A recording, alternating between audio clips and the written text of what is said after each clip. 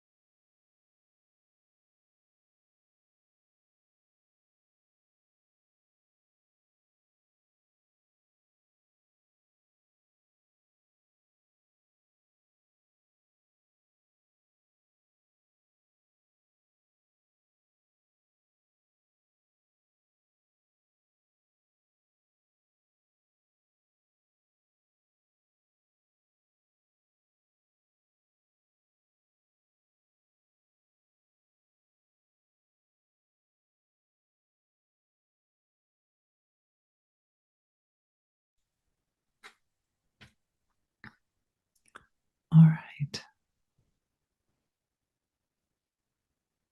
Gently take your time to come out of the silence.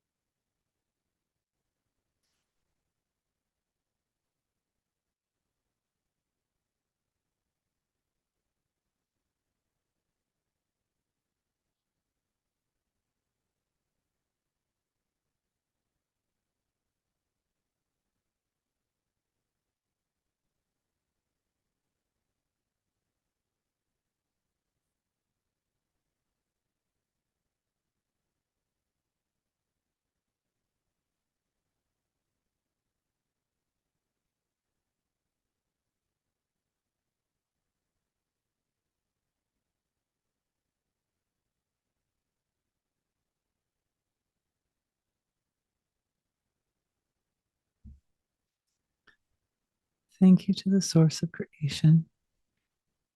Thank you to God for being everything. Thank you for being all of us, for being the whole universe. Thank you for being that extremely exquisitely precious, immeasurably valuable continuum of wisdom, eternal continuum of wisdom, from the unmanifest silent ocean of pure being all the way through the entire universe of its expression. Thank you for our workshop. Our webinar. I also do workshops. Thank you for our webinar. May we spend this time in the most efficient and useful and powerful and valuable way for everyone. And thank you to all of you for joining me in this adventure, because it really is an adventure. I don't really have a very set schedule. I'm going to say this. It's, it's very much that I'm responding to the energy of the moment. And I appreciate the opportunity to do this because it's lots of fun and very informative for me too. So I'm grateful to all of you for being here. Thank you so much.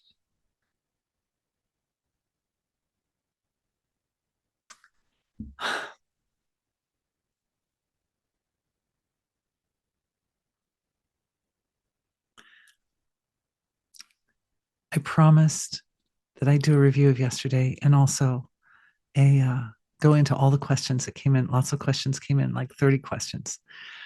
But I am inspired to take this first moment just to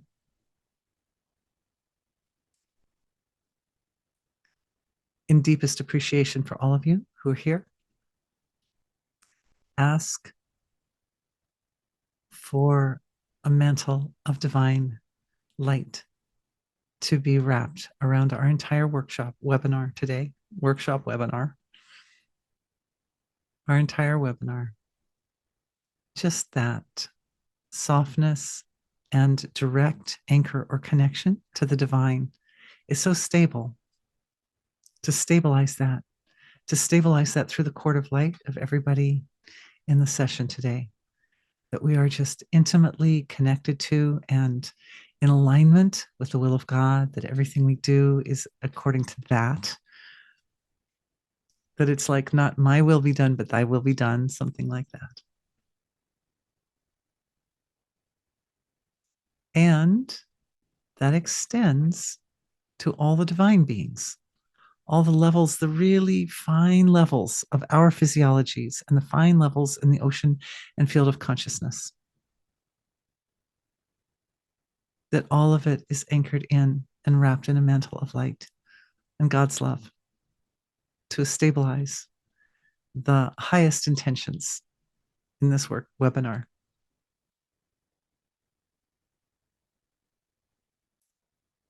And through that process, I'm seeing an opening in the heart center to support. The anchor really starts here. The anchor starts in the center. It's so sweet.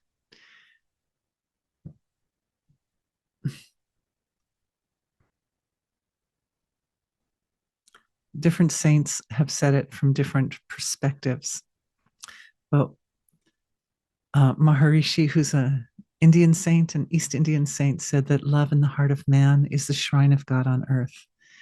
And Father Maximos, who is a Eastern Orthodox saint, said that the divine establishes in the hearts of the saints as love.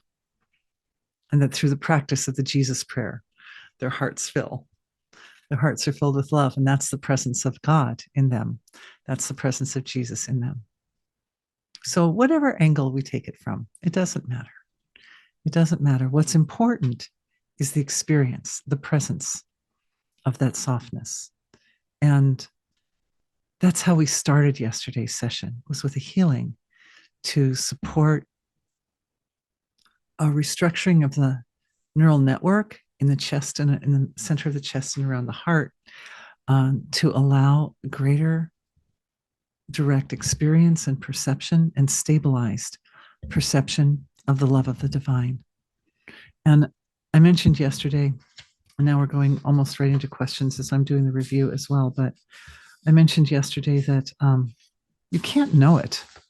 You know, the love of God is so huge that you just can't really, as human beings, we're not initially wired up to be able to fully comprehend that level of love because it's just so big.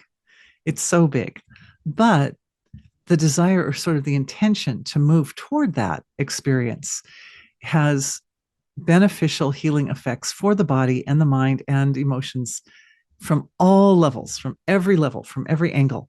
Just the intention to move in that direction, to that intention to reach the unreachable has always a good effect. And the beauty of it being, in a sense, like beyond the capacity of the human system to comprehend means that the path forward is ever open and there's always more grace. There's always more possibility or potential to be reached in that direction, which is lovely, right? It's not like you have to, like you ever get to the end and like, oh, it's over. Oh, well, then I did that. Now where do I go back? Now do I circle around back or something? No, it keeps going and going. Um, and there was a question about that. Let's see. Oh, she said, I love that you say that we try to understand the great love of God by relaxing because trying is often thought as something we need work or hard to work hard to do. And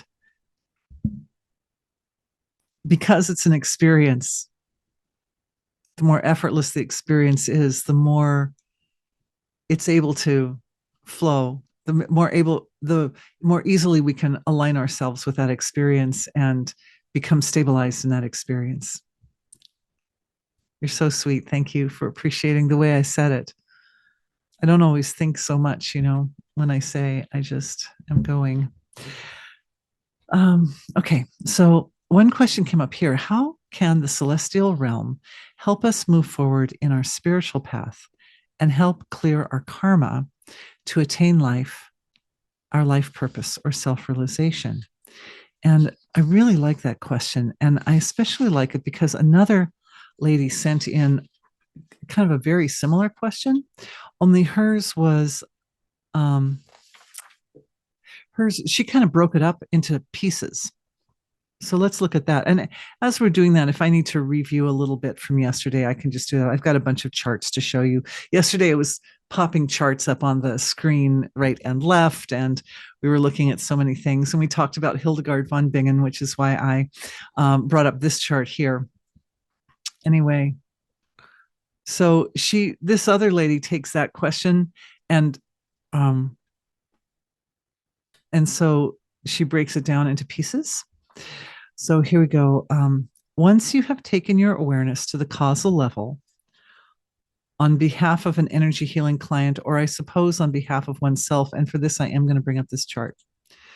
So there we go. And here I am with Hildegard's picture behind me. So this chart shows the source of creation, the ocean of pure being, or in other charts, I have the source of creation written down here. And then closest to the source of creation is the most abstract level of consciousness, very expanded, very unbounded, very, very big, very big. And it's you, it's us. It's what we experience when the awareness settles deep down inside. And then more concrete, more concrete, more concrete up to the physical material level. So in energy healing, what we do is the suffering is at the physical level, but we bring the awareness, we're aware of the suffering or the symptom, but then from that launching point, we bring the awareness down, down, in, down to the causal level of consciousness and even to the ocean of being, the ocean of bliss. So her question is, once you do that, once you bring your awareness down to that level, then what? How do you choose what divine form will best benefit yourself or another person? Well, the answer is that we don't individually choose. At least that's not my experience. I don't individually choose. My experience is that once the awareness goes into that very fine level of creation, then all good comes out.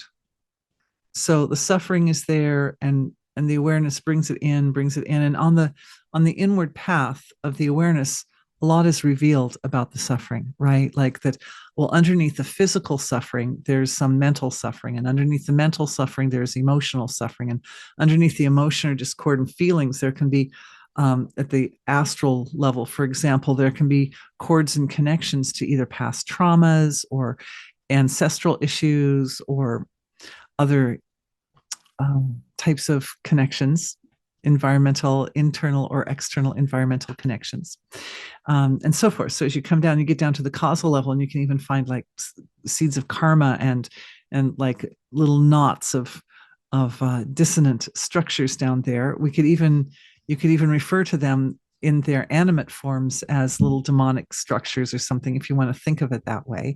But I find it's easier not to think of it that way, but just to think of it in terms of a structure that's, so rather than thinking of its function, think of its form, right? At that causal level, think of it in terms of form and then deconstruct the form essentially. But how that happens is the awareness eventually dives into the source of creation, and at the level of the source of creation, the resources come, because the source of creation is an infinite field of resources. And so just as the awareness, as it settles down, is able to read into the imbalance and see what's behind the physical symptom, so as the awareness comes out of the source of creation, so one becomes aware of the specific values of the divine that are cropping up that are useful for the healing process. And so for that, I do have another chart.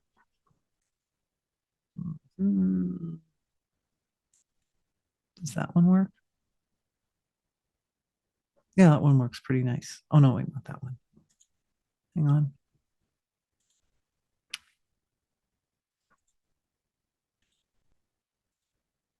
There we go.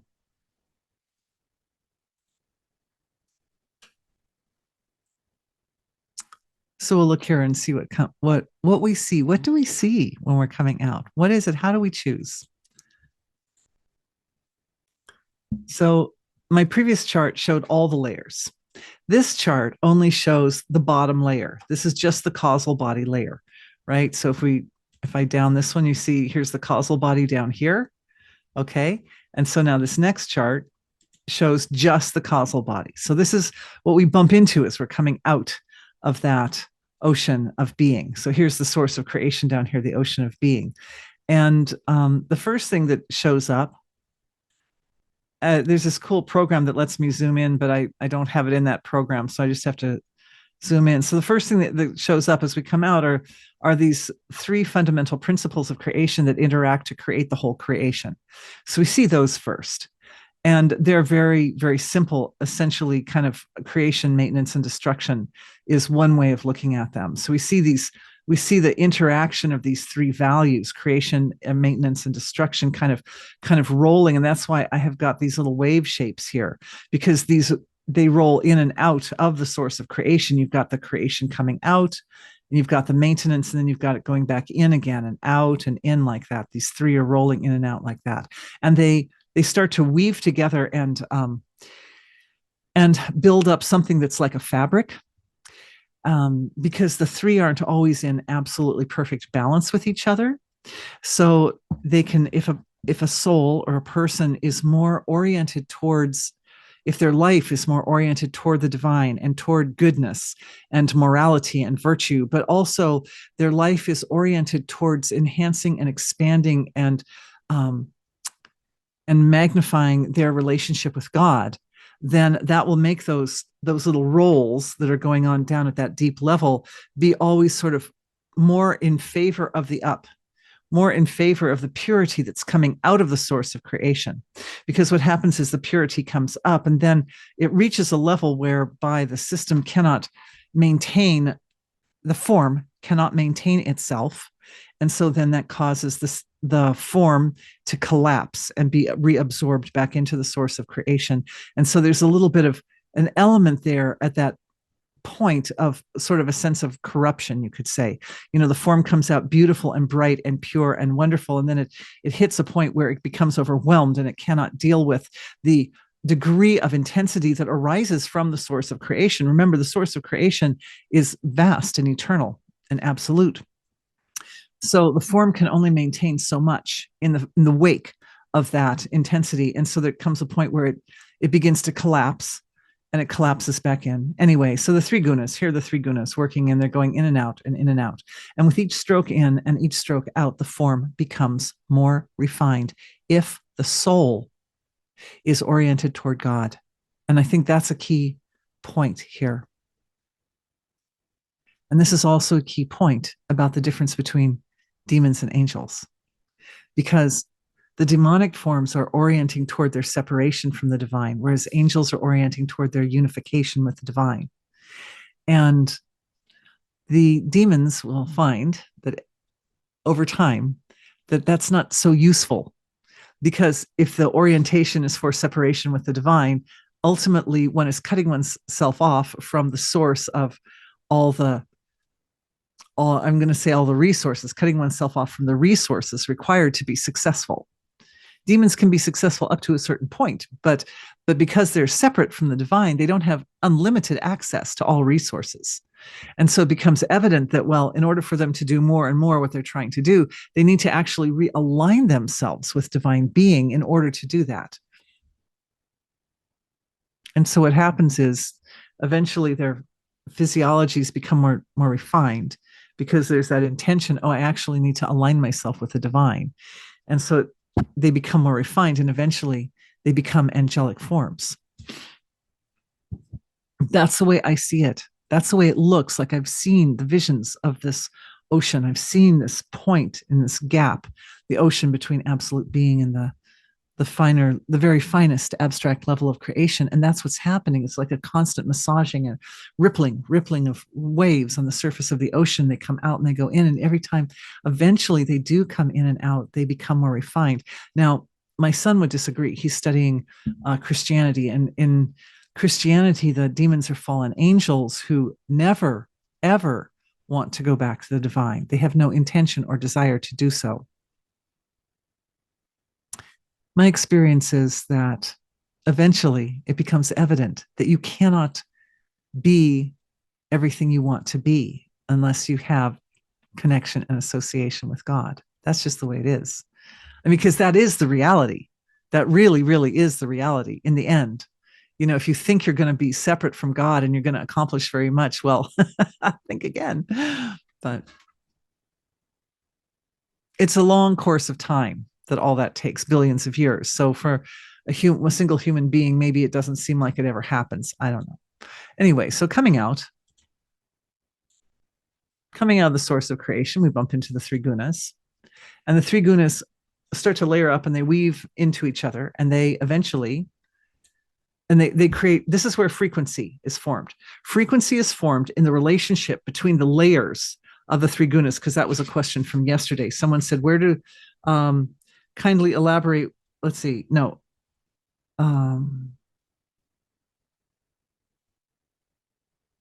Where are the Vedic impulses? So the Vedic impulses are these waves or ripples that are created by the coming and going of the three gunas. And when they start to layer up on top of each other, resonances are created between their relationships. And it's those resonances that we experience as the Vedic sounds. And those give rise to the fundamentals of divinity. And the fundamentals of divinity is the level where we bump into, these are forms. Fundamentals of divinity are forms. So this is a function going on here with the three gunas, gives rise to form. And the form includes all these sort of basic constituents that are the fundamentals of all the light medicines and templates and materials that nurture and nourish the body, such as truth, innocence, love, of course, charity and mercy and gratitude and forgiveness. And all these values are kind of fundamental structures or forms. They're kind of basic forms. that are, like, you could say they're the building blocks of ultimately of the structure of our physiologies and our lives. They really are the building blocks. And of course, they also build up in layers, and they have relationships between the layers. That it's in the relationship between the layer that we find the devata value. I should be checking these off as I go, because I'm answering the questions out of order, and I want to make sure that I don't miss anybody's question. Got that one. Okay, I got this one. Okay. So, right, and I'm working on this one here. Okay. Right. So these abstract fundamentals of divinity form together to create impulses of universal intelligence, which can be known as the richas, because the richas are packages of intelligence, they're packages of wisdom, packages of cosmic information that inform action.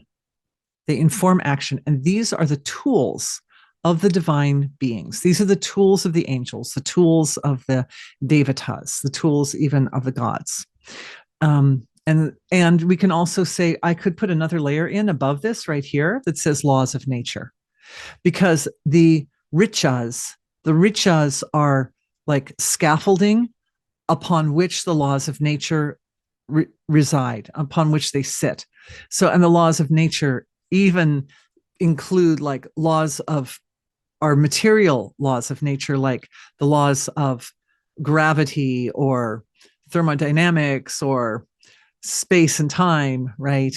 So laws of nature would be in this area. Obviously, my chart is incomplete, but don't worry, guys. The chart's going to get better, and I'm going to get so I can zoom around and stuff, and we can open up some of these and sort of dissect them and explore them. So what happens is all of these are the tools, and these are form. So you've got function here, and then it goes into form. And we've kind of got three layers of form, essentially: laws of nature, richas, and fundamentals of divinity. And then those are the tools of divine presences. And the divine presences are the angels. These are the angels and gods and guides and bodhisattvas and devatas and etc., archangels, ascended masters, etc. Archetypes are even in here. And I kind of almost think of archetypes as a little bit more. I was thinking a lot about archetypes today. Archetypes are a little bit more, I would say, on the junction between the divine presences and the forms, the laws of nature, because archetypes they're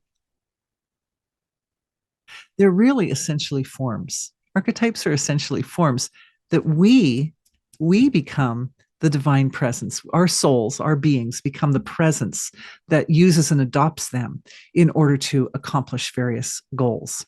So as I'm sitting here, right, I'm drawing upon the archetype of the teacher, and I never stop drawing upon the archetype of the mother. That's just so ingrained, and also those forms, the maiden, the mother, and the crone. Those are all part and parcel in here as well.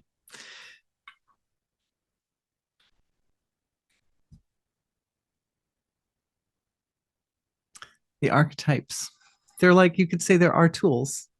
There are tools. The warrior, the wizard, all those different archetypes. Okay. So once you've taken your awareness into the causal level, then how do you choose? God chooses, the divine chooses, because as the awareness comes out spontaneously, certain tools start to open up. Certain of those forms will open up and make themselves present or known. And then the tools some tools are more easily utilized by some divine forms than others. And so how do we know, or how do we choose? We be innocent. And I'm checking these off as I go. We be innocent and we let thy will be done, basically. And then how do you choose which of the archetypal or which of the divine forms comes forward? My experience is that those forms tend to resonate with certain types of experiences. And they are as much here, these parts or forms of this subtle field of creation, which is our creation. It's our subtle field. It's our consciousness is there. Our consciousness settles down, becomes very expanded, becomes unbound by space and time. And it becomes so big that it embraces all of those forms. Just like our consciousness can embrace the various archetypes, our consciousness can embrace the consciousness of the saints and the angels, the guides. We have this blessing as human beings because of the nature of our wonderful nervous systems, that the nervous system lets the awareness to settle down and become really, really big. It becomes as big as the universe. That's why you don't have to make an effort to think of or put your awareness at the end of the universe. You can just do it. Oh, to the end of the universe and back, the whole universe, and then back to the individual. Like there's no boundary. There's no boundary of awareness, right? Oh, to the entire celestial realms, the entire heaven, and back. The entire heaven, the entirety of heaven. How do you think the saints and how did they know? How did they know there was a heaven? Well, their awareness fathomed it. And if the awareness fathoms it, then the awareness is embracing it essentially. Okay, water.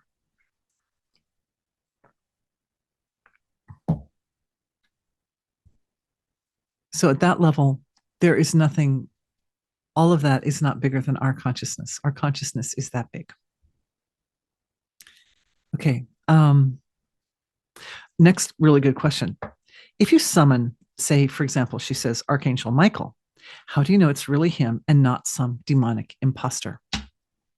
So the way we tell the difference between demonic forms and angelic forms is not by how they appear to the subtle senses. Because the subtle senses can be picking, like, say, you move your awareness out to embrace heaven, and you see all the heavenly realms full of all the beautiful beings of light. The heart tells you, your heart tells you if it's an imposter or if it's the real deal. Because the tool, the great tool of the demonic forms is illusion. So the demons can create all sorts of illusions that show up. And I would say their illusions are more blinding, and they're more confusing at the surface of the thinking level. Because as the awareness goes down, down, down, we get into that realm of the fundamentals, down there at the fundamentals at that deep level of the chart. And at that level, it's really virtually impossible to tell a lie. You can't, falsehood can't be, it can't find a life down there, because the truth, it's so close. When awareness gets so close to the source of creation, the truth is all there is, really. It's just a big field of light and truth and grace, the grace of God. It's a great field of the grace of God. So what happens is camouflage falls away, illusion falls away, and the heart knows. I know if you go somewhere that's kind of got where some kind of unsavory activities have occurred, right? When you go somewhere that's got problems, it doesn't feel right. Even maybe it looks clean and new enough and nice enough on the surface, but underneath is not okay, right? And sometimes you bump into somebody who's maybe a little disheveled, or they seem maybe a little incomplete in some way, but the heart is so pure and it's so good and it's so beloved, right? Your heart knows. So it's the intelligence in this part of the physiology that shoots us the truth every time, not this part. And I think that's the main thing, is that as long as we're not too caught in the intellectual side in the head, energies, but if we're perceiving with the entire field of our perceptual ability, then it's really easy to tell the darkness from the light. The dark feels yucky and the light feels lovely. And it's not something that you see, and it's not about illusions on the surface. It's the real deal. But it's true that it's really, really good to check. The reason is that sometimes flashy experiences are so interesting that a person can get lost or caught in the flashy experiences, or they can get distracted by the flashy experiences. When somebody's having really like very detailed, very complete celestial visions of various kinds, they can get quite, caught up in that. And it's important to remember to keep the goal in mind. The goal is intimacy with the relationship with God. And that can be had with or without flashy experiences. It's not a prerequisite. But the experiences can be there. They can be useful, for instance, with the healing process. If, one becomes aware of a particular presence of the divine that's made ready to help someone, then so be it. That's really good. But seeking those experiences for their own sake also isn't that useful. It really is only useful within the context of enhancing our relationship with the divine. It's a great question. Once you have the assistance of a divine helper, what is your role?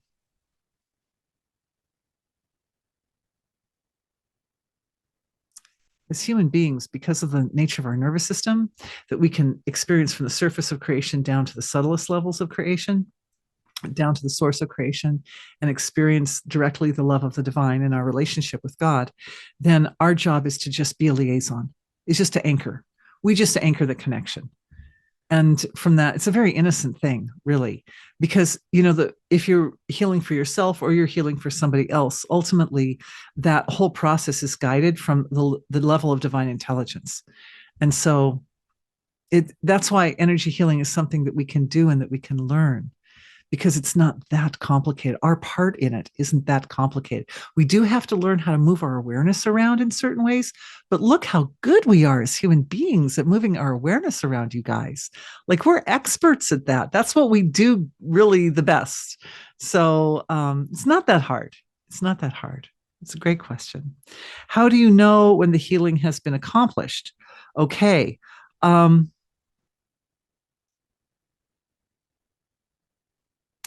lot of times healing is like peeling the layers off of an onion, right? Peeling the skins off of an onion, that you can go in and peel off some and get some progress. Then you can go back later and peel off some more and get some more progress. What usually happens is there comes a point, okay, so we dive in, there's a suffering at the surface, we dive awareness into the depths. As awareness starts to come out, all the resources start to wake up and make themselves present and known. And then what happens is we're the anchor, right? So we're watching how those resources, whether they're light medicines or templates or riches or the presence of divine form, because we're the anchor, we're seeing how those resources interact with the source of creation. So we're just watching that. How is the source of creation guiding this process? We're just like, that's our position. We're just watching the source of creation is guiding it, informing it, employing it like that. And the body, where the suffering and the symptom is, starts to undergo the whole system starts to undergo some change. First, the change is deep down at the very abstract level, and it's like a feeling of movements of energy. Sometimes to me it feels almost like a massaging of movements of energy happening. Something like this is happening, and it reminds me of, I've studied music most of my life, so it reminds me a lot of musical phrases, that a musical phrase rises up and then it resolves. And there's definitely a feeling of a kind of resolution when a particular aspect of the healing process has completed. And at that point of resolution, then the movement that took place at the deep level is in a position to inform the physiology, to inform the physical body, because the physical body understands these resolutions or completions, these feelings of coming home, right? Comfort, the comfort of coming home. So sometimes, depending upon the depth and severity of the stress that's being addressed, the whole process has to go on over a course of time and give the body some time to adjust in between the changes. Sometimes.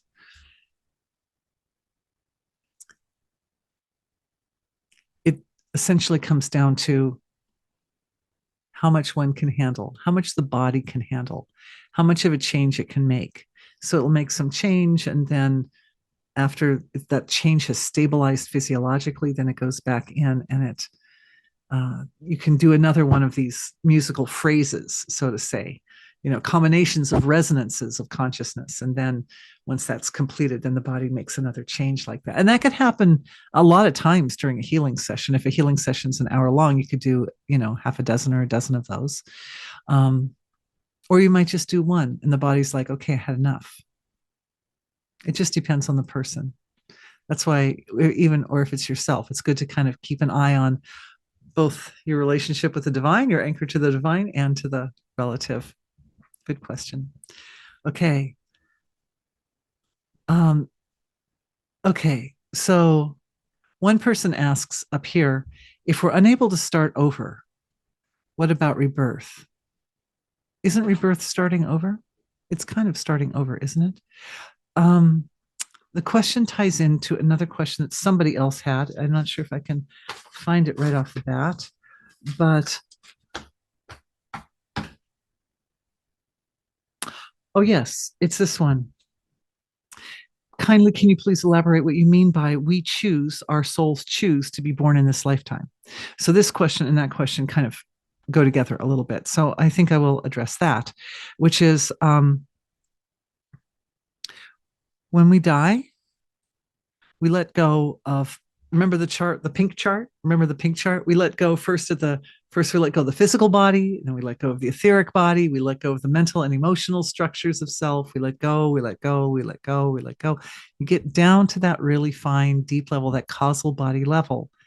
And if the soul did not complete its work, there will always be some little piece of the heart that's there, some little deep desire, some sense of the potential, the soul's potential to be even closer to God that didn't get completed.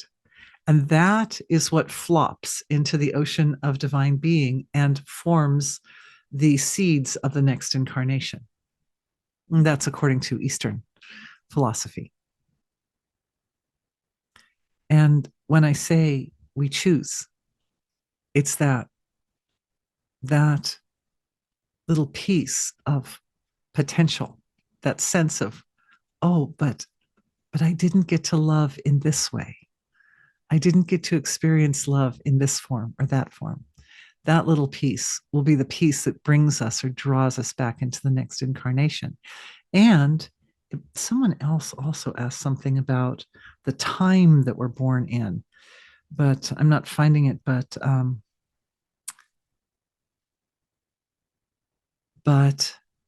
the time that we're born in aligns that little heart impulse, that deep, deep desire of the heart aligns with what God is doing at any particular given moment in history. So we come back at the time that our desire and God's desire are united. And the purity of that connection and the sort of the grace of that connection is what brings us back. And that's why the initial impulse that drives us into the human experience and condition is divine. It really is divine. It's not only our own expression of divine, but it aligns with God's desire as well. It's really beautiful. Okay. Question, the first chart. She's asking about the first chart here. This chart.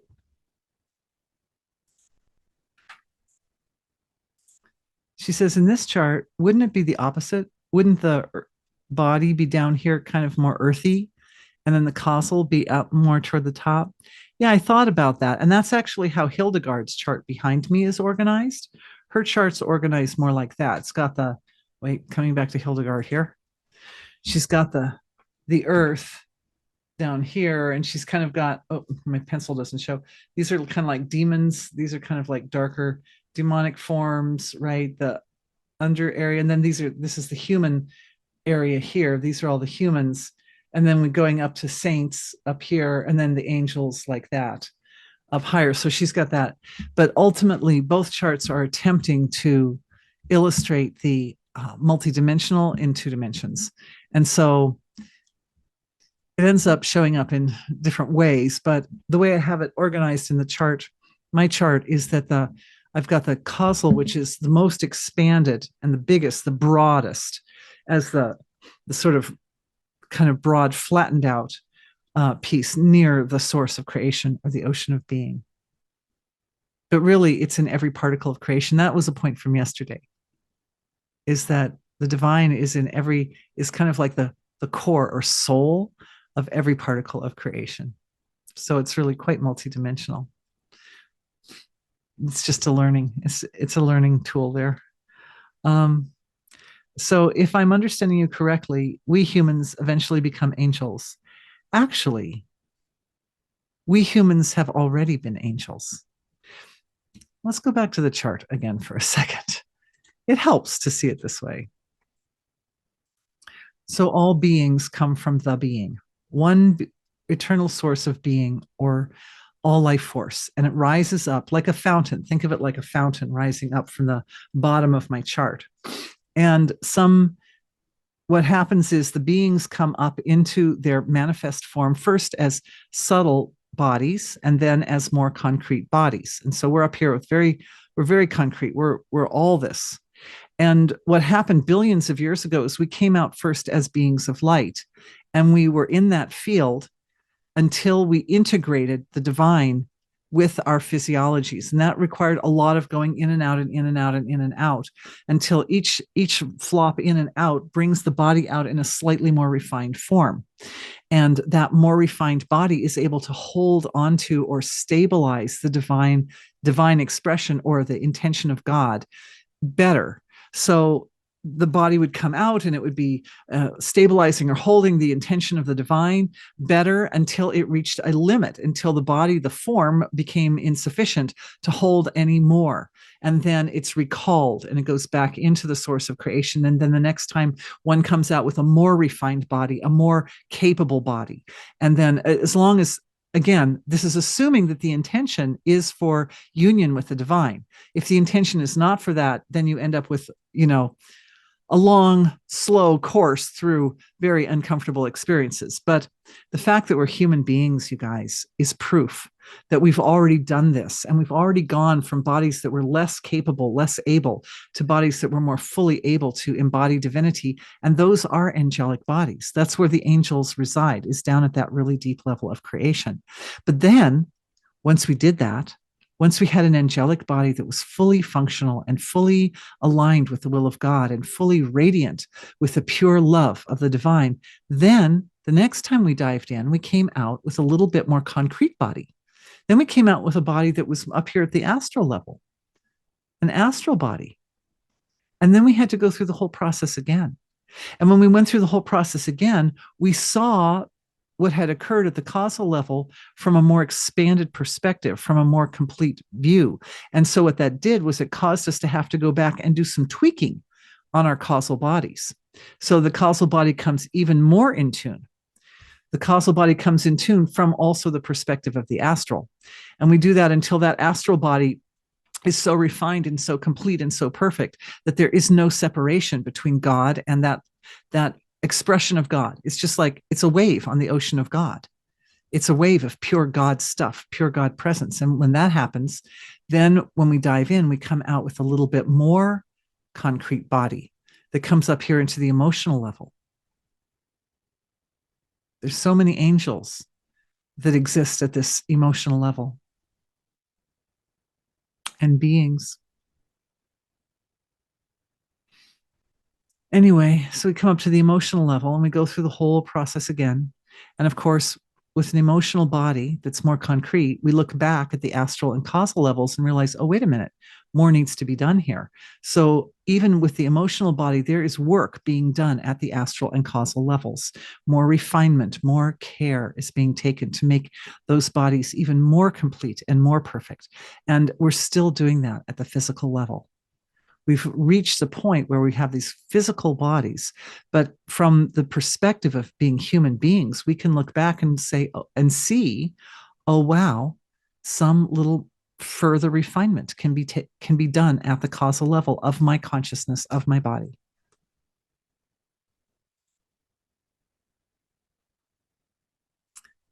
That's why our awareness has the ability to go from the surface to the finest. And it can do that because we have work. There's work to be done there. Great question. Thank you. Um,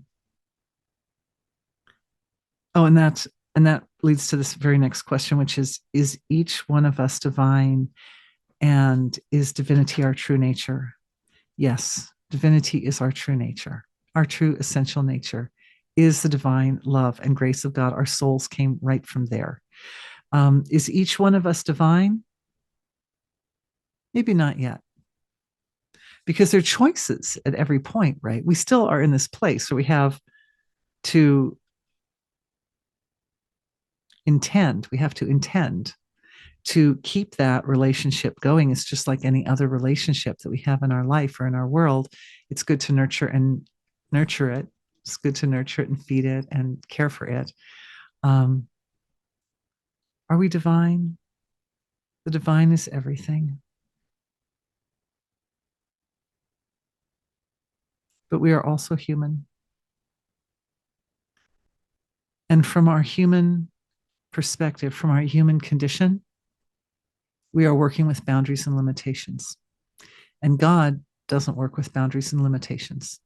So on that level, we're different from the divine. But that's at the surface level. That's at the surface of the chart over there. At the deep level, it's one. At the deep level, we are also anchors to the divine. So the answer is yes and no. It's it's kind of it's like a kind of hierarchy of consciousness, essentially, something like that, that we range all the way from our physical material self that's within the constraints and boundaries all the way to the divine level. And at the divine level, yes, we're divine, and that's our true nature. And at the surface level, we're still working on stuff. And it's okay. Like that's part of the beauty of the journey of being human. And it's fascinating and amazing. And it serves the creation as well as serving us as individuals, right? Like your deep desire of your heart aligned with what God is doing on this earth at this time, right? Okay. If we are unable to, okay, that was that one. Okay. Can we please do a healing? Thank you. Thank you for asking for a healing. I love you. Can we do, which will allow us greater access to light medicines so that we recognize them and can optimally utilize their healing properties? Wonderful question. All right. Gathering up in the silence of totality. The first thing I'm seeing is clearing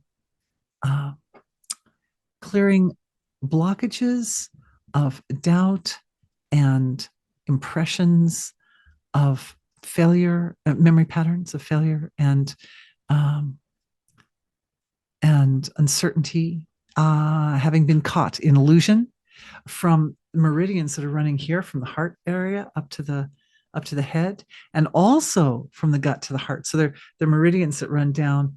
The heart's at the center, right? But these meridians that run through the system, a lot of the medicines that we make for ourselves, we actually are made by the bacteria in our gut.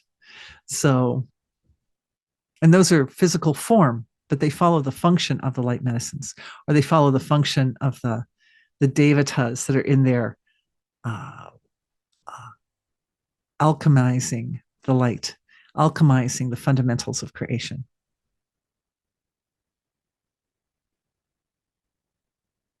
The devata value in the heart is what's awakening and enlivening. The devata value in the heart is fully imbued with the wisdom and knowledge of light medicines. There are specific devata in the body whose role or job is the creation of light medicines.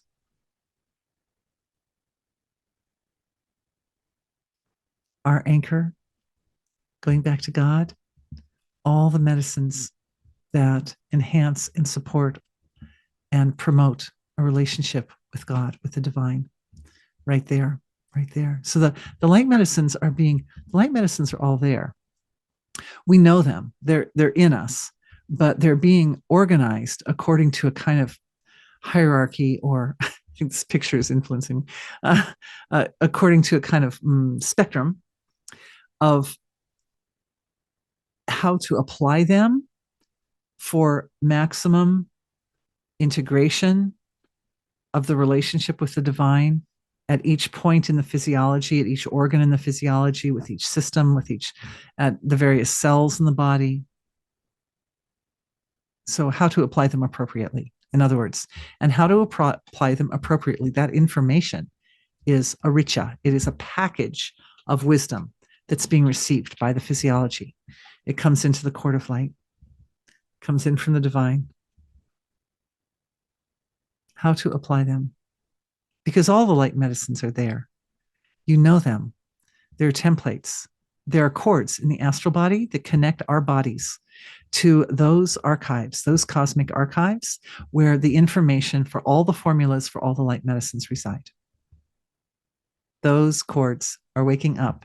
And you could say the energy signature in those cords, the wisdom in those cords is integrating with the meridians, the specific meridians running from the heart up to the head and the heart down to the gut. It's like a light of wisdom that's in these meridians. So you've got the cord of light running through the center, and then you've got on the sides these smaller cords. And these specific smaller cords are the ones that are activating to engage with the light medicines.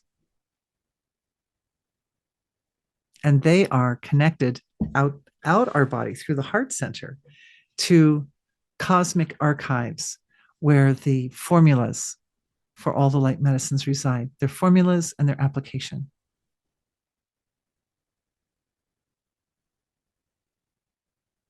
It upgrades heart wisdom. Heart wisdom is upgrading. Ultimately, that's where we know this information, because the connections here to the cosmic regions where the information resides. Ultimately, it's coming from the divine, comes from God. But God they're places that are created, they're forms, right? They're forms in the universe that are better, that better accommodate the holding knowledge, like libraries, right? Like if you want a book, you go to the library. Well, you used to. Now you go to the library to get like social media or something. I don't know. Anyway, but no, they're places where, like crystalline forms, they're planets that are just like giant crystals.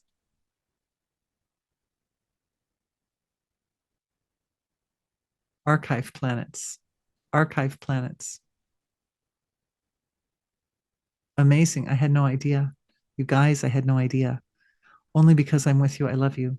I love the question, the prompt to do a healing. There are planets that are just solid crystals, or like a solid crystal. They're archives. Those are archives. They're made in our universe to house information. And we have access to them because our awareness can move there. I'm just with you and I'm just exploring, you guys. It's like, really. Oh, and get this.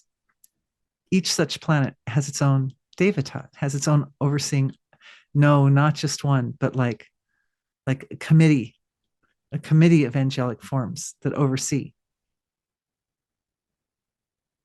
the preservation, the expansion, and the disbursement of the information. So at least three with each of them. And some of them, the three break into three, break into three, break into three, like that. Because those forms are fractaline. Crystals are fractal in their nature. So, of course, no surprise there, right? That the angelic forms that oversee them have bodies that are also fractal based on 3. No surprise, we did more talking about 3 yesterday when I talked about the 3 gunas. And of course, last May when I did a whole webinar on the 3 gunas and the fabric of life. But that's the level that this information is being enlivened in our bodies. It's right there in the gap where the 3 gunas are, right there in our bodies. So down at the deepest, most fundamental level of the fine structure of our physiologies, this not only the location and the means by which our awareness reaches out and finds those archive planets, but also the way in which it integrates into the physiology is right down the information.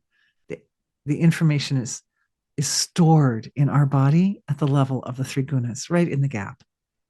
It's beautiful. It's beautiful. It's beautiful. And from that point, it's offered back into it's given back to God. It's like, oh God, you did this. Here, I give it back to you because it's so beautiful. It's my gift. It's my offering to you of flowers at the feet of God. And as that happens,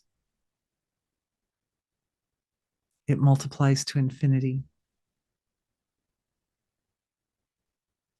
It becomes infinitely expressed. It becomes stabilized in the physiology. All that knowledge, all that understanding of how the light medicines are created, expanded, and employed. 3 in 1 in the physiology. And of course, we experience the creation of the light medicines here in the heart, because the light medicines are essentially comprised of those fundamentals, right? Remember on the chart, the yellow chart, fundamentals of divinity. Light medicines are like combinations of love and forgiveness, or hope and innocence. You know, you can bring these fundamentals together, and the fundamentals interact with each other in a harmonic, like a harmonized way. The relationship between those frequencies of those fundamentals is harmonious. And it's that frequency that is the light medicine that rises up. And in most cases, the love of the divine for us as humans is the fundamental. And this is where yesterday I was saying, oh, I should have brought my flute. Well, I could have still brought my flute today, but I didn't, because I thought we were going to go other places today, but maybe another time. But the principle is, since I don't have my flute, I have to slightly fail as a musician and use my voice. But the principle is, if you have a scale, do, re, mi, fa, sol, la, ti, do, do, do colors all the other notes. It doesn't matter what of the other notes I play. As long as I come back home to do, then the whole song, whatever combination I make, that song is always going to have this sort of particular universal feel to it. And when do is the love that the divine, the love that we share with the divine, our shared love with God is do, then you really can't go wrong. Whatever other of the notes you play, do, do, do, do, do, do, do. You know, well, I sit using do, but you get the idea. You know, that whatever note I play, if I come back to do, it's still going to have that stability to it. It's going to have stability.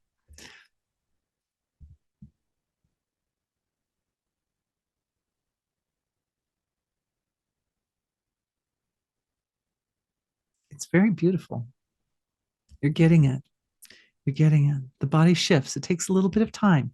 The nervous system has to adapt to the changes. But once the nervous system adapts, and the nervous system spontaneously adapts because we put our attention on it, this is how we cultivate or culture our nervous systems to be more refined and to be more precisely aligned with the will of God. As we put our attention on that which is of the highest. And then the nervous system says, oh, I can accommodate that. I can make a neural connection there.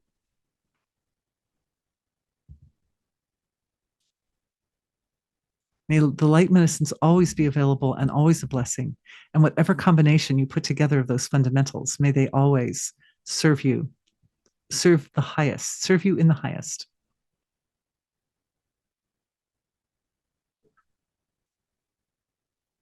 It's really beautiful. Thanks for asking. It's a great question.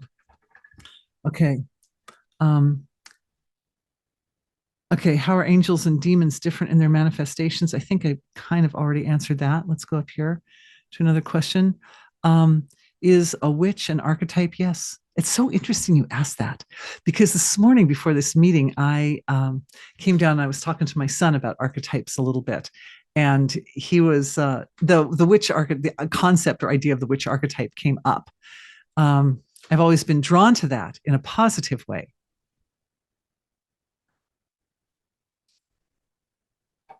Again, it has to do with your personal orientation. We can look at what happened. We can look at the time when the idea of the witch sort of rose up in history. And it was born out of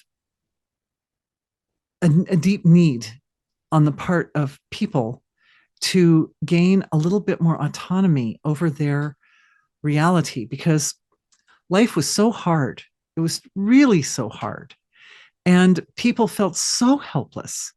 And as much as the spiritual foundations that people had were useful and good at the time, there was still so much suffering. And it became, the souls were kind of reaching out for ways to understand the subtler laws of nature in order to be able to create conditions that would help bolster the quality of life, that would bring up rise up the quality of life. The witches ended up getting quite the bad rap, as we all know, partly because they made one little mistake, which is they didn't completely recognize their connection to God in what they were doing. They weren't seeing what they were doing in terms of their relationship with God, but they were seeing what they were doing in terms of them simply manipulating the laws of nature with their awareness and through ceremonies and such. But ultimately, that key component needed to be reestablished. And it's very sad what happened, because I think a lot of women weren't that separate, really. They were just kind of more innocently going along or something. But that key component is there of to be always thy will, not my will, always back to thy will be done. That whatever we're doing it for the sake of being the instrument of the will of God on earth, rather than just one's own personal ideas of what one wants to do individually. Can someone form Bedon Youngish for all time? Can someone's form, and then there's some words that don't quite make sense to me. Bed, B-E-D, Bedon, B-E-D-O-N-E, Youngish for all time. Maybe what they're saying, can someone's form or body be like made young for all time? So potentially, yes. Potentially, yes. Oh, I see. They fix them. Be done. Can be. And of course, we have already lots of historical evidence of people living long time in times past. Maybe partly because the world was in a more natural state. Like today, we're exposed to all kinds of stuff, right? All these things we're exposed to that don't like kill us quickly, but that have this effect of building up in the physiology, like GMOs and EMFs and various environmental toxins, forever chemicals in the water. I mean, the list goes on and on these days, right? That there are all these things that we're exposed to. I don't have to name them all, but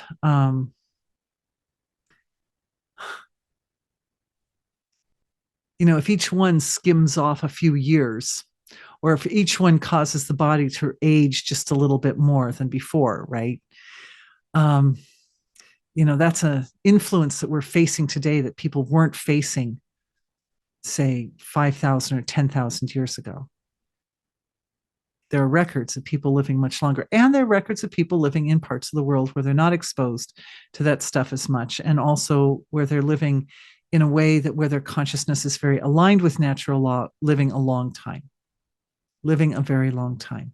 So it is possible, but it requires a level of mastery over the material field of the body to the point of being able to change the appearance like in a really dynamic way. Remember, I was saying we make the little changes and then the body has to adapt to the change.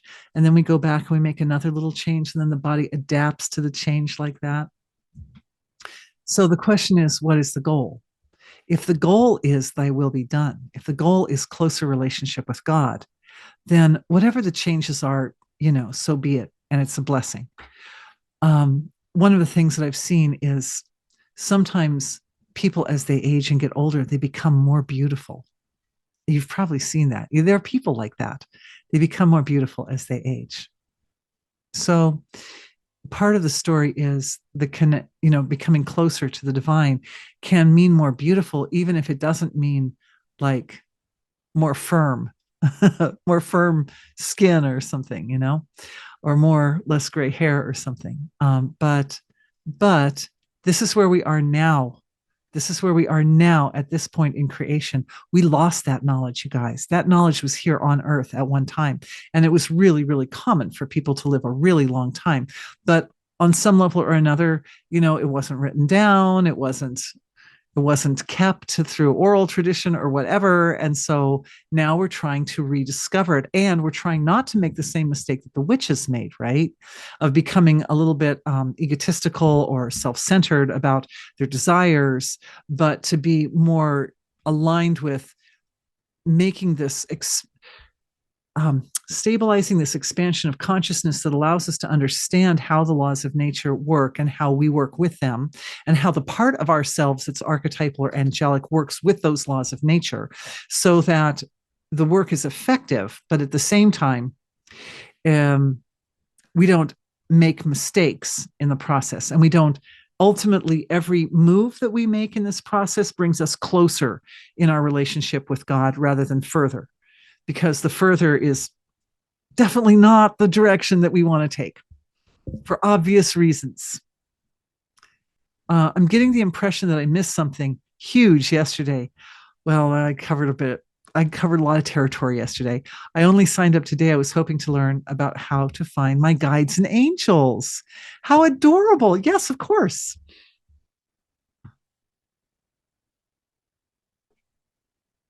Imagine what is an angel. An angel is a being of light that has mastery over the laws of nature, that can move through time and space and beyond all the boundaries that hold us down as human beings, right? So moves fluidly through all time and space, and is so beautifully and perfectly, whose intentions, whose life is so beautifully and perfectly aligned with the will of God, that whatever the angel says or does or thinks or expresses it moves life forward. It moves the needle forward, right? It moves the needle closer to the connection with the divine. That's an angel. Now, let's just imagine where we are on our evolutionary path, and we are evolving all the time. We're always leaning into that fundamental relationship, the most important relationship with angels and guides are important, but the relationship with God is more important, right? That's the first, that's the do, and the relationship with the angels is the fa or the re or so, do, re, mi, fa, so, it's a so, right? The angels are the so, do, so, right? So the the so is only beautiful because the do is the foundation. If the do wasn't there as the foundation, the so wouldn't be beautiful. So that's why a lot of what I'm saying is about getting the foundation established nicely. However, getting back to our evolution, where will we be as beings? What kind of bodies will we be inhabiting in, say, 1,000 years or 1,000,000 years? Probably bodies of light, probably having mastered the laws of nature of this level of creation fully, probably having a big investment in our human life because our human life was our foundation. So if the human life is suffering or struggling in any way whatsoever, would would we transcend the boundaries of space and time to go back in time to help our human life? Of course we would. Of course you would, in a second.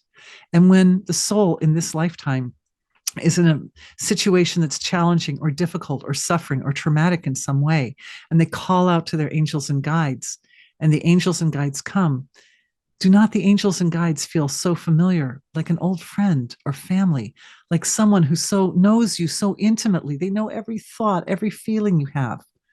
Yes, it's you. It's you. We become the angels that guide us through the past. And in energy healing, we do that all the time anyway. We take our awareness back to the past, to points of trauma or difficulty in the past, and we help ease ourselves through those difficult periods, because at this point we've gotten through that difficult period, we've come out the other end, we see it in perspective, right? So we can bring our awareness back to ourselves in the past, and we can help ourselves in the past. We can soothe the heart, we can comfort ourselves, we can give perspective and say, I know this is so difficult now, but here's the big lesson that I had to learn from it. And once you get this lesson, the suffering will become less and it's going to be a lot easier, and so forth. And bring the light of that evolution that comes from that suffering experience, shine the light of the evolution into that experience, and ease the trauma that's stuck in the physiology. It unravels the trauma from the physiology itself to do that. That's one of the main things. It's one of the main ways that we exercise our energy healing potential, is to work with ourselves in the past. And would it be no surprise at all that ourself in the future would do the same thing with us in the present? Of course it would. It's such a love. It's such a big, big love. It's an intimate love because it's ourself. It means more if somebody loves you and they know all of your foibles and shortcomings and imperfections, right? And they love you anyway. Like, that's a big love. Somebody who just loves you, on the surface because you look okay to them or something, that's not really a deep love. But that love that knows you, that's a big love. That's a big love. And that's the kind of love experiencing, or I would say, engaging with that love is a stepping stone to understanding the love of God. Yes. All right. Fabulous question. I hope that helps. It's really yourself. It's really yourself. Native American and Vedic traditions have many magical divine animal helpers, eagles, monkeys, etc. Can this still work in our culture? Well, that's a really good question.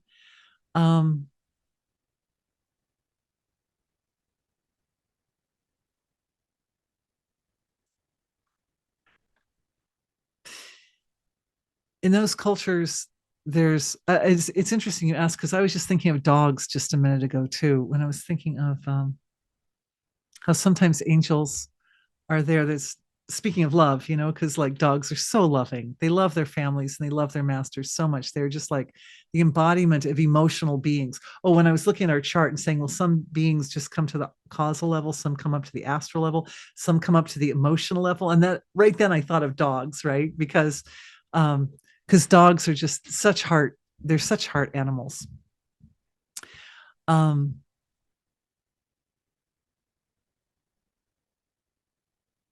It's a really complicated question, though, because I don't think, it's not my experience that the animals are super aware. Their nervous systems aren't really wired up to be aware of, oh, I'm being the vehicle for some divine expression. And I've certainly seen in animals, as much they can be overtaken by darker energies as lighter energies. It can happen. Um, Magical divine helpers. I would say that there are times when those light beings will occupy the bodies of animals for the sake of accomplishing something, and it really varies. That's just my direct experience, because your question's great. It's really penetrating. I hadn't really thought of it. Because I answered that question, I think there's another question from the same person.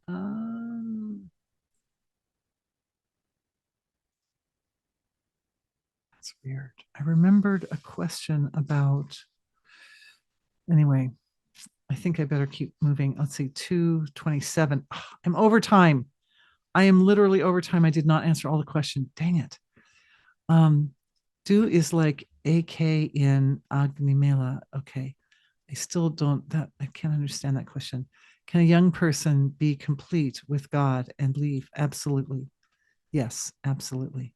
Because the souls, you know, sometimes even babies or even miscarriages. Sometimes the soul only needs to come back in a little body for a few months in mommy's tummy, and then that's enough. Um,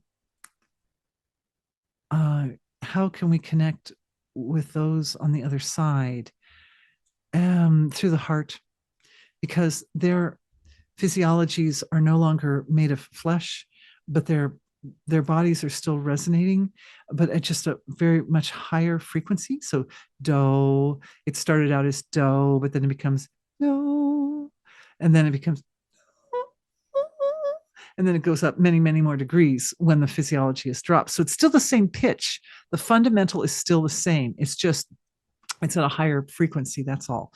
So it requires a little bit of sensitivity here in the heart to connect. But the love, those chords on the astral level connect us to those we love.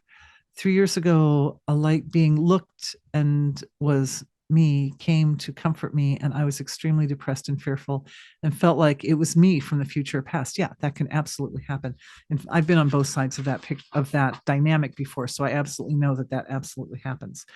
Oh gosh, you guys, there were so many good questions. I didn't get to all of them.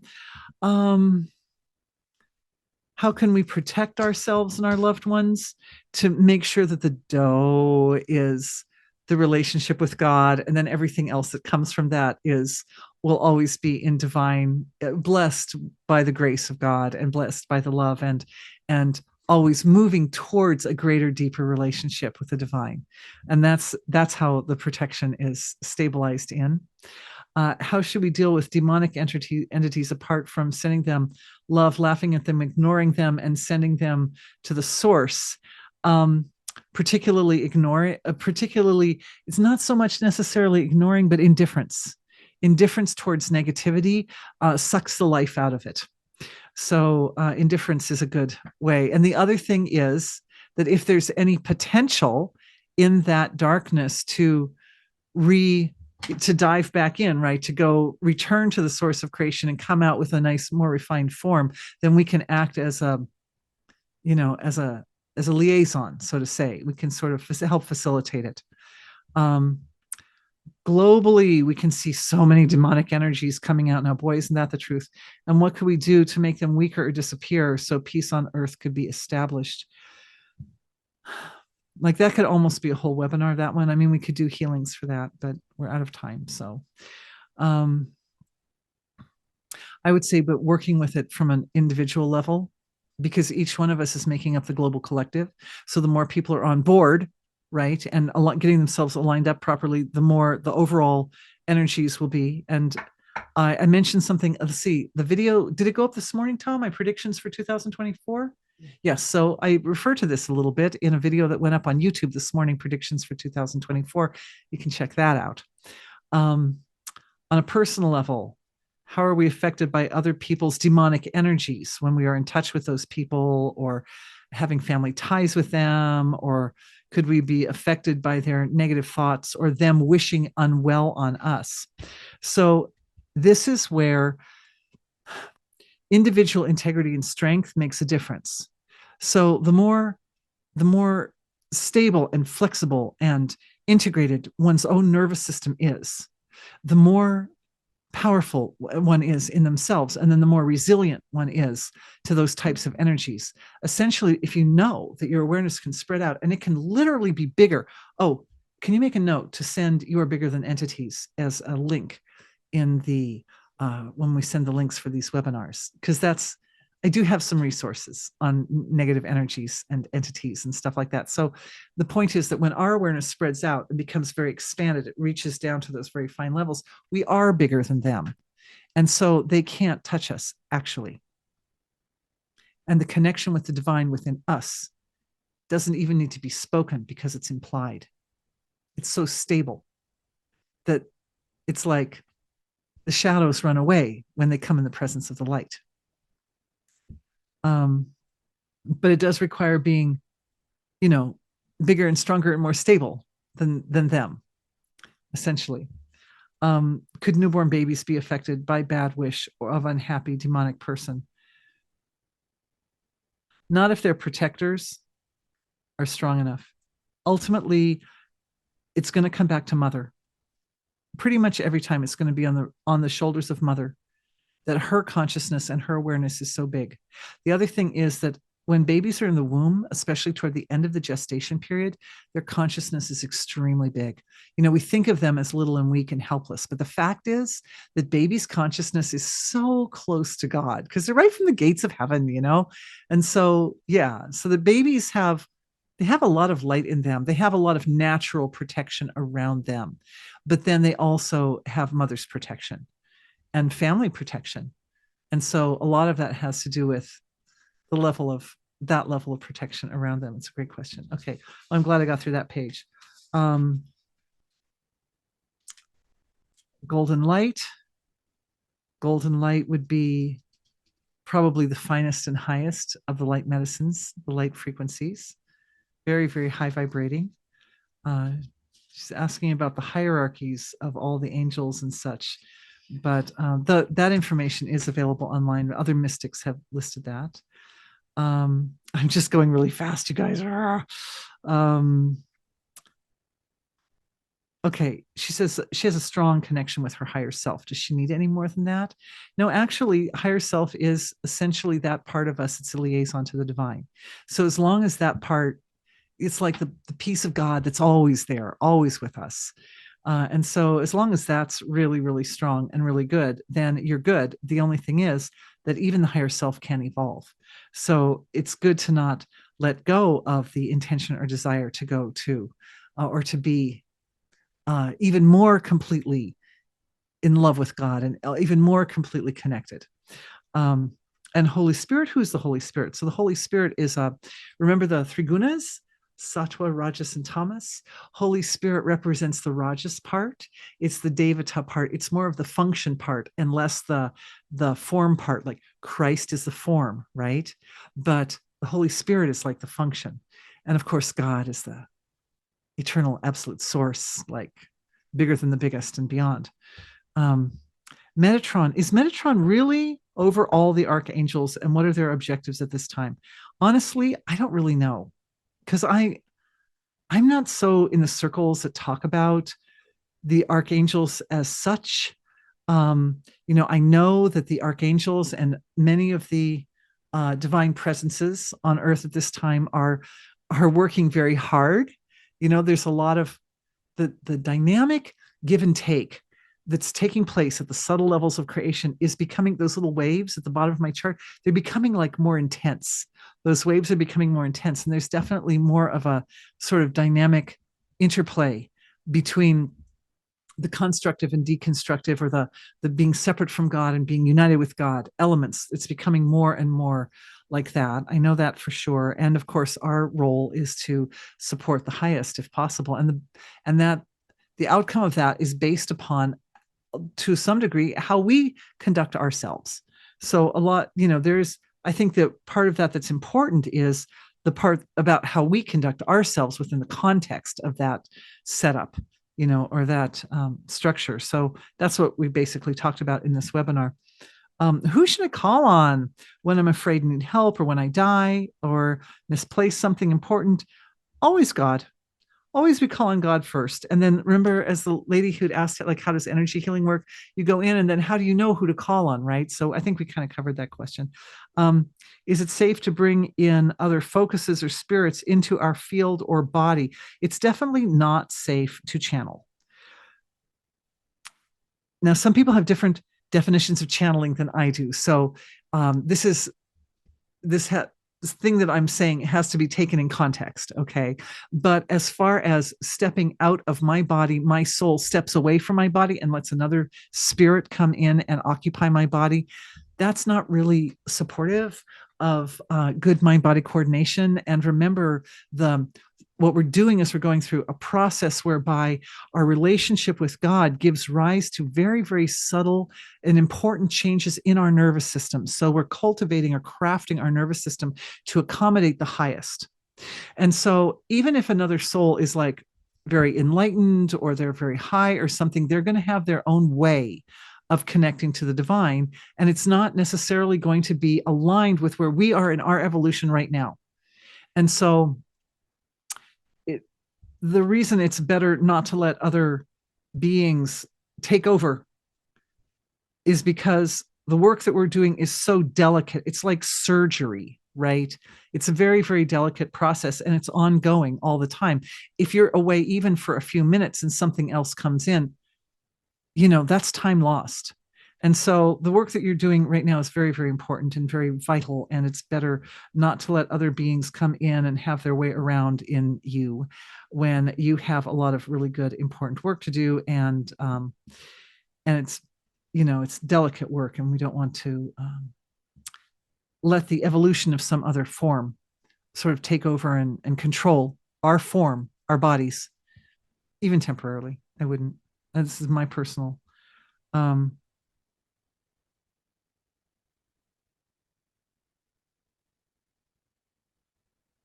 should we be continuously cleaning, clearing, and safeguarding our field? Yeah, that's a good, that second part of the question is really good. Yeah, it's better to be focusing on what we need to do as at the surface, what we need to do as individuals. Okay, I think I got through most of it. I think there's just, yeah, there's like one more question, but it was a really longer and complicated question. Okay, I'm pretty sure I pretty much answered all the questions. Oh, there was one lady who pointed out that yesterday I said that Christianity is really good at defining and identifying and providing resources and technologies for personal relationship with God, and Eastern religion not as much. And my husband and I were discussing this too. And Maharishi Mahesh Yogi, who's a Vedic origins, wrote a book called Love and God, and it's very much about the personal relationship with God. And it's true, there are a lot of saints too, like Amaji, and so they have very, very, and even Guru Dev, and so have very, very personal relationships with God. It's just that in general, if you look at the religion of Hinduism, it tends to orient more toward, so I should have been more specific about that, tends to orient more toward the God as totality, God as wholeness, God as sort of more of a unmanifest field of expression, more at the lower level of the chart, which of course is very vital, right? That's where a lot of the really big work and energy healing happens. So be it. That's what's happening there. But yes, she's correct. There's place for individual God, personal God in the Eastern religions, and there's place for universal God in the Western religions. But the orientations are a little different, right? In the Western, it's more toward personal. In the Eastern, it's more toward universal. And of course, what we're doing is we're looking at the whole thing and saying, well, what areas of my life is that relationship not as strong, and how can I nurture that part of the relationship? That's all. That was my main point, is that the whole thing belongs to all of us. Okay, you guys. Beautiful. So thank you for bearing with me. I went way over time, but I appreciate getting a chance to go in and kind of look at all those extra questions, because I was trying to get through all of them and I wanted to give you as much as I could. And I really appreciate it. Yeah, I love being with you. I love being with you all so much. Thank you for being here. And I wish everyone a beautiful new year. And, may all things go well for you this year, and may health improve for everyone this year. And may we find ourselves a year from now in a better place than we are now. May it be in our whole precious world, and our whole precious world family. May it be.